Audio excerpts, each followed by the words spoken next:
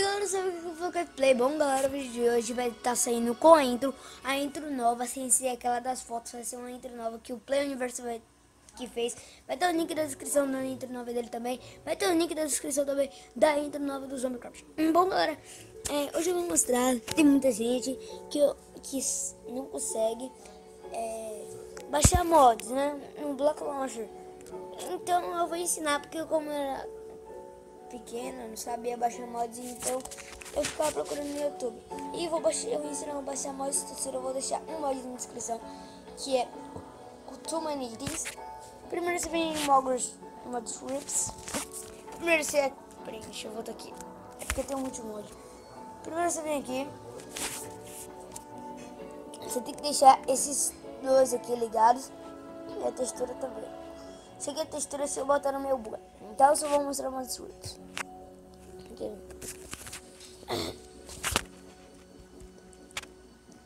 Depois de você ligar tudo, você vem em Sarge Scripts. Aí o mod que eu vou estar na descrição é esse daqui, ó. Zoom mod. Deixa eu tirar todos os mods aqui. Trabalhos, yes, estável. E aqui, Emblem. E depois você vem aqui em jogar, você vem em qualquer local de um negócio. Aí vai aparecer esse negócio aqui, ó, Zoom. Deixa eu botar no criativo. Eu não vou deixar o do... não, vou deixar o do Zoom. O Zoom, aí você clica em Zoom, ó. Aí dá pra você ver cada coisa tipo de longe. Tá vendo? Tá vendo? Aqui é lá embaixo, ó.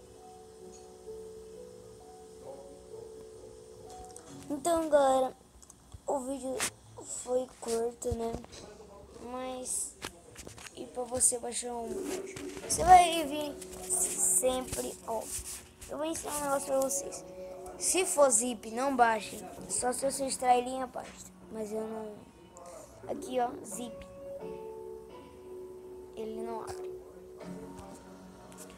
Mas só se você extrair a parte e tirar um mod e colocar no Block Launcher que tá. Mas isso é um trabalhão para mim, não sei para você se for. E galera, como você baixar um mod, você vai vir em Downloads, que o mod não vai ser zip. Deixa eu achar alguma coisa aqui. Esse number card. Aqui ó, você clica nele. Prenda, aqui.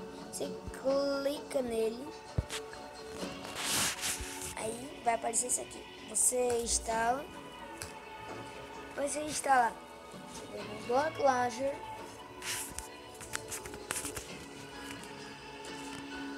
Não, a boca agora é Block Launcher. Você clica aqui. Clica em Mods Rips. Importar. Coloca Storage.